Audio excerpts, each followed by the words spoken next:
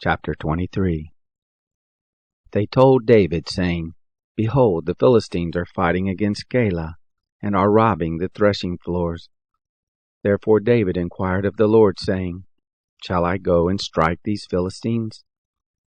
The Lord said to David, Go and strike the Philistines, and save Keilah. David's men said to him, Behold, we are afraid here in Judah. How much more if we go to Keilah against the armies of the Philistines? Then David inquired of the Lord yet again. The Lord answered him and said, Arise, go down to Keilah, for I will deliver the Philistines into your hand. David and his men went to Keilah, and fought with the Philistines, and brought away their cattle, and killed them with a great slaughter. So David saved the inhabitants of Keilah. It happened, when Abiathar, the son of Ahimelech, fled to David to Keilah, that he came down with an ephod in his hand. It was told Saul that David was come to Keilah.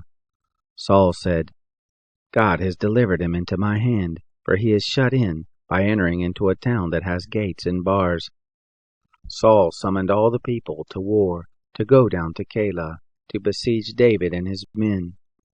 David knew that Saul was devising mischief against him, and he said to Abiathar the priest, Bring here the ephod. Then David said, O Lord, the God of Israel, your servant has surely heard that Saul seeks to come to Keilah to destroy this city for my sake. Will the men of Keilah deliver me up into his hand? Will Saul come down as your servant has heard? O Lord, the God of Israel, I beg you, tell your servant. The Lord said, He will come down. Then David said, Will the men of Keilah deliver up me and my men into the hand of Saul? The Lord said, They will deliver you up. Then David and his men, who were about 600, arose and departed out of Keilah, and went wherever they could go. It was told Saul that David was escaped from Keilah, and he gave up going there. David abode in the wilderness in the strongholds, and remained in the hill country in the wilderness of Ziph. Saul sought him every day, but God didn't deliver him into his hand. David saw that Saul had come out to seek his life, and David was in the wilderness of Ziph in the wood. Jonathan, Saul's son, arose and went to David into the wood, and strengthened his hand in God. He said to him, Don't be afraid, for the hand of Saul my father shall not find you, and you shall be king over Israel, and I shall be next to you, and that also my father Saul knows.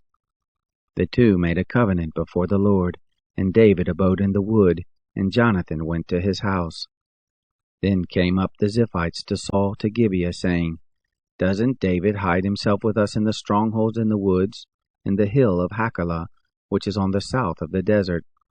Now therefore, O king, come down, according to all the desire of your soul to come down, and our part shall be to deliver him up to the king's hand. Saul said, Blessed be you of the Lord, for you have had compassion on me.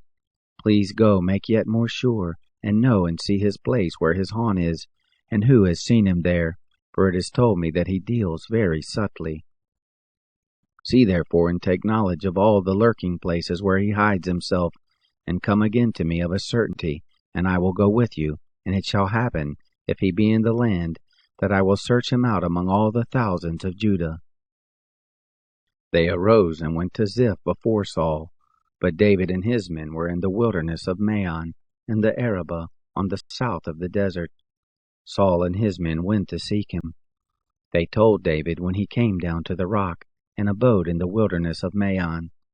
When Saul heard that, he pursued after David in the wilderness of Maon. Saul went on this side of the mountain, and David and his men on that side of the mountain. And David made haste to get away for fear of Saul, for Saul and his men compassed David and his men round about to take them.